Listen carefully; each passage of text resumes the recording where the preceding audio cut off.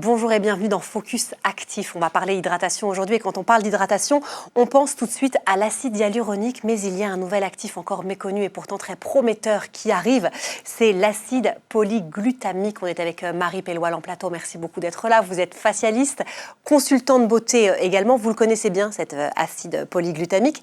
Est-ce que vous pouvez nous expliquer ce qu'il apporte à la peau ? Oui, tout à fait, c'est un actif qui va venir retenir l'eau dans les tissus.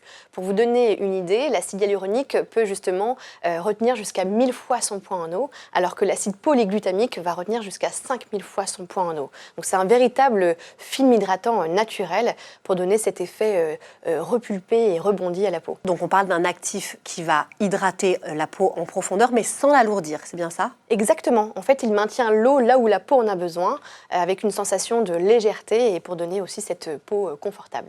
Alors pourquoi la nouvelle crème visage d'Aromazone combine justement l'acide hyaluronique avec l'acide polyglutamique ? Eh bien, ces deux actifs sont différents mais complémentaires. L'acide hyaluronique va vraiment agir plus en profondeur pour repulper la peau, alors que l'acide polyglutamique va agir un petit peu plus en surface pour avoir cet effet humectant et de retenir effectivement l'eau dans les tissus.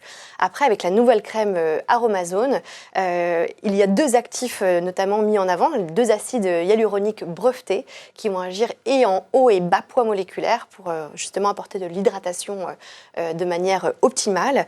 Et le polyglutamique, lui, va venir renforcer justement cette action en formant un film protecteur. Au niveau de la texture, il faut s'attendre à quoi ?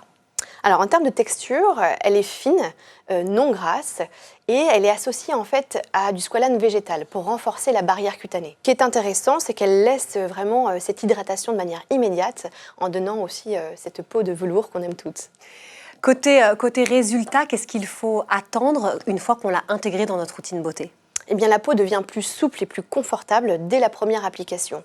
L'hydratation va être immédiate et durable jusqu'à 48 heures, comme l'ont indiqué les tests cliniques. Après, en renforçant la barrière cutanée, justement, on va éviter la déshydratation de la peau et surtout réduire les ridules qui peuvent effectivement être présentes sur le visage. Donc, en clair, la peau sera beaucoup plus repulpée. J'imagine qu'il y a des conseils d'application. Tout à fait. Donc, on recommande d'appliquer ce produit matin et soir après le sérum, donc de prélever une petite noisette, de le chauffer dans ses mains et ensuite de l'appliquer sur l'ensemble du visage.